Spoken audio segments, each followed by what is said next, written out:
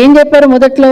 Integrated school start చేస్తున్నప్పుడు 85 కోట్ల రూపాయలతో ఇంటిగ్రేటెడ్ స్కూల్ స్టార్ట్ చేస్తున్నాం అని మొదలుపెట్టారు.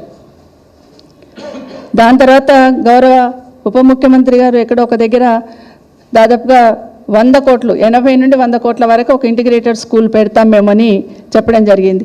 80 కోట్లతోని ఇంటిగ్రేటెడ్ స్కూల్ అని టెండర్ కూడా పిలుచున్నారు మీరే, 80 కోట్లని. తర్వాత దాన్ని గౌరవ ఉప ముఖ్యమంత్రి గారు 180 కోట్ల నుండి 100 కోట్ల వరకు చేస్తానని స్టేట్మెంట్ ఇవ్వడం జరిగింది. ఇదే గౌరవ ముఖ్యమంత్రి గారు మళ్ళీ షాద్నగర్ వెళ్ళి అక్కడ ఫౌండేషన్ వేస్తూ 125 కోట్లకు సంబంధించి ఫౌండేషన్ వేయడం జరిగింది. కానీ నిన్న చూస్తూ ఉంటే 200 కోట్లకి ఒక ఇంటిగ్రేటెడ్ స్కూల్ అనేది అనౌన్స్ చేయడం జరిగింది. అంటే మీ విధానం ఏదిందో అది స్పష్టం చేయమంటున్నాం. 85 కోట్లలో యంగ్ ఇండియా ఇంటర్నేషనల్ స్కూల్ పెడతారా, 125 కోట్లలో పెడతారా, 200 కోట్లలో పెడతారా? ఎందుకు పెంచుకుంటూ పోయినారు? అసలు వచ్చిన మార్పు ఏంది?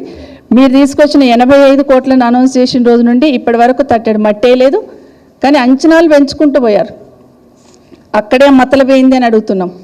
నిజంగానే మీరు చెప్పదలుచుకుంటే ఇమీడియట్గా ప్రతి స్కూల్కి ఇంత అవుతుందని క్లారిటీగా చెప్పాలి. మీకే క్లారిటీ లేకుండా ఒక్కొక్కరు ఒక్కొక్క దగ్గర మాట్లాడుతూ ప్రతి నియోజకవర్గానికి ఇస్తామన్నారు, అది లేదు. నిన్న చూస్తే 20 స్కూల్స్కి ఇచ్చున్నారు. బడ్జెట్లో ఏం పెట్టున్నారు? 11,000 కోట్లు యంగ్ ఇండియా ఇంటర్నేషనల్ స్కూల్స్కి ఇంటిగ్రేటెడ్ స్కూల్స్కి పెడతామన్నారు. కానీ తీరా చూస్తే అక్కడ 4,000 కోట్లే పెట్టున్నారు. ఇవన్నీ కూడా ఎవరిని మభ్య పెట్టడానికి ఇవన్నీ మాట్లాడుతున్నాఅనేది దయచేసి గమనించమని కోరుతా ఉన్నాను.